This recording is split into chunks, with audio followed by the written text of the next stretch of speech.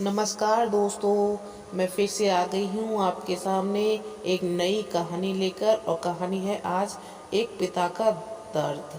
तो ये कहानी एक पिता के दर्द भरी कहानी है। तो फुल वॉच करिएगा और सुनिएगा मेरी पूरी कहानी। एक गांव में एक छोटा सा बच्चा था। उसके पिता तो थे लेकिन माँ की मृत्यु हो गई थी। पिता सारा दिन काम करता, अपने बेटे को पाल पोस कर बड़ा करता। वह सारे सुख अपने बेटे को देता है जो एक माँ दे सकती है।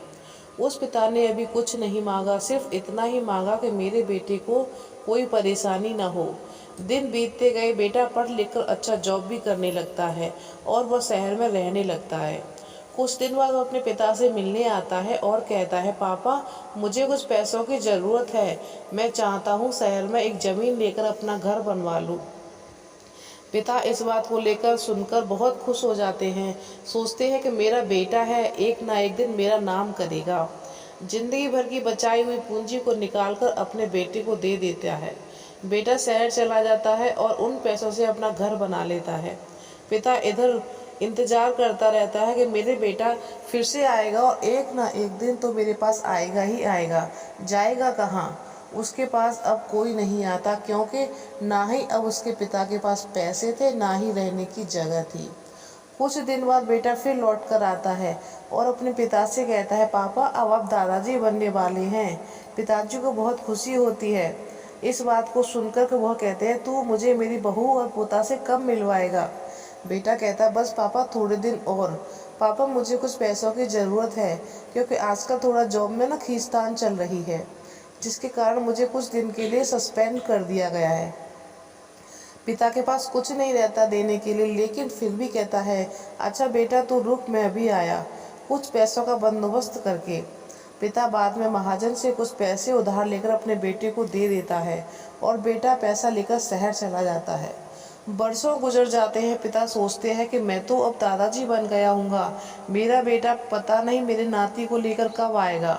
फिर सोचने लगता है, समय नहीं मिलता होगा, इसीलिए मेरा बेटा अभी तक आया नहीं, वरना आया ज़रूर होता।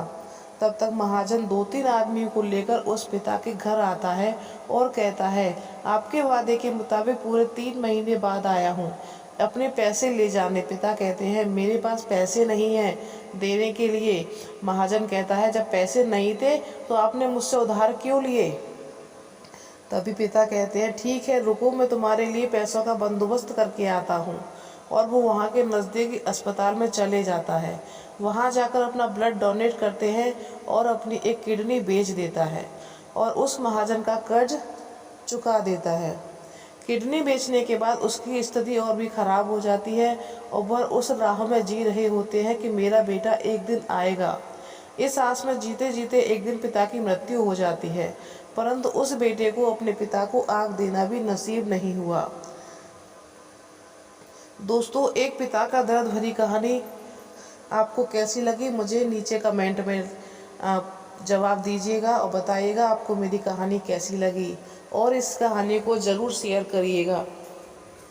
तो मिलेंगे अब आपको अपनी अगली कहानी में। तो नमस्कार दोस्तों।